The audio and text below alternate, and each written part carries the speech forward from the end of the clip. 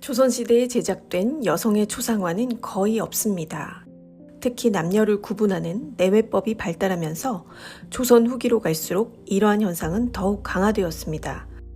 이는 무엇보다 초상화를 그릴 만한 역량을 가진 화가들이 남성이었다는 사실과 밀접한 관련이 있습니다. 초상화 제작 과정에서 가장 핵심이라 할 초를 뜨기 위해서는 화가와 주문자가 꽤 오랜 시간 같은 공간에 머물러야 합니다. 따라서 여성 입장에서는 남성 화가에게 자신의 모습을 노출해야 한다는 부담감이 뒤따랐던 겁니다. 이는 비단 일반 여성에만 국한된 것이 아니었습니다. 고려시대까지 제작되었던 왕비 초상화 제작의 전통은 조선 초까지는 이어졌지만 17세기 이후로는 완전히 사라졌습니다. 숙종은 먼저 죽은 인현왕후의 초상화를 그리려 애썼지만 신하들의 극렬한 반대로 무산되었습니다. 이로 인해 현재 조선시대 여성 초상화로는 밀창군 이직의 부인이었던 오씨의 것이 거의 유일하게 알려져 있습니다. 오씨 부인이 드물게나마 초상화를 남긴 것은 그림이 그려진 1761년 당시 부인이 86세 노령이었다는 점, 화가가 이 집안과 가깝게 지냈던 표암 강세황이었다는 점이 작동했습니다. 그런데 거의 수백 년 공배 끝에 채용신이라는 화가가 1920에서 30년대에 여성 초상화를 여러 점 그린 것이 눈길을 끕니다. 주인공 여성들은 대부분 전라북도 지역 유지들의 부인이었습니다.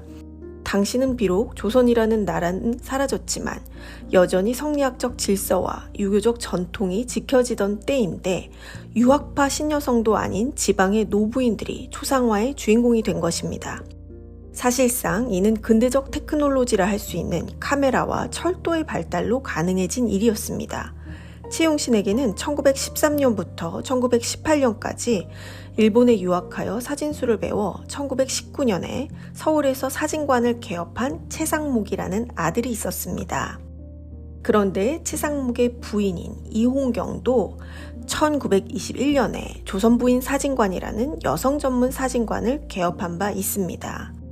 채용신은 1923년 어느 시점에 자신의 초상화 공방과 관련한 지명 광고를 만들었습니다. 여기서 채용신은 호남선으로 연결되는 정읍 신태인역 앞에 자신의 공방이 위치해 있으며 주문자가 직접 모델을 설 필요 없이 사진을 보내주면 초상화를 제작할 수 있다고 홍보했습니다. 게다가 사진이 없다면 사진사를 보내 사진을 찍어 올 것이며 이를 통해 만든 초상화가 실물과 닮지 않았다면 화가가 책임을 지겠다고 강조했습니다. 채용신은 며느리와의 콜라보를 통해 여성 사진을 확보함으로써 남성에 국한되었던 초상화 시장을 여성에까지 확대할 수 있었던 것입니다. 사진을 통해 여성 주문자들은 남성 화가와 오래 대면할 필요가 없어졌습니다. 이렇게 쉽게 사진이 오가고 사진사가 이동하면서 비대면 초상화 주문이 가능했던 것은 철도의 발달이 가져온 새로운 변화였습니다. 사실상 사진이 처음 도입되었을 때 화가들은 직업적 불안을 느낄 수밖에 없었습니다. 피사체를 사실적으로 재현하는 정도만으로 판단하자면 화가가 사진사를 이기는 것은 불가능했기 때문입니다. 그러나 시대의 변화를 재빨리 읽어낸 어떤 이들은 위기를 타개할 방법을 강구했습니다. 채용신은 사진사인 아들 며느리와 함께 사진을 기반으로 한 초상화 제작의 장을 열었습니다.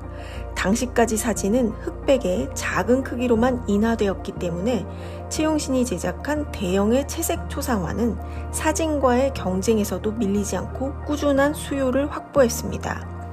기회는 위기의 탈을 쓰고 온다고 합니다. 이것이 여성사, 미술사, 사진사, 기술사의 영역 모두에서 채용신 그리고 이홍경을 주목해야 하는 이유입니다.